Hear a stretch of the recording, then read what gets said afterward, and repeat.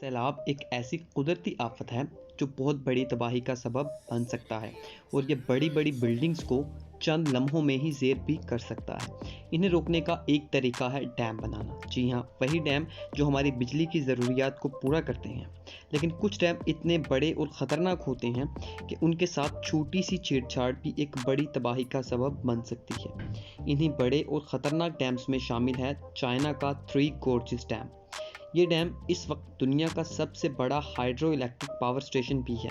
جب یہ ڈیم بنایا گیا تو اس وقت 1.2 ملین لوگوں کو یہ علاقہ چھوڑنا پڑا، مطلب کہ 12 لاکھ لوگوں کو نقل مکانی کرنی پڑی۔ اس وقت یہ سب سے زیادہ بجلی پیدا کرنے والا ڈیم ہے۔ اس میں 40 ارب لیٹر سے زیادہ پانی موجود ہے اور یہی چیز اسے ایک خطرناک ڈیم بنا دیتی ہے۔ پانی کا اتنا بڑا ذخیرہ ایک ہی جگہ پر موجود ہونے سے زمین پر وزن کی تقسیم متاثر کر رہا ہے اور اس طرح زمین کی گردش کسی حد تک آہستہ ہو رہی ہے، جس کی وجہ سے کیا ہو رہا ہے کہ ایک دن 0.06 مائکرو سیکنڈز لمبا ہو گیا ہے۔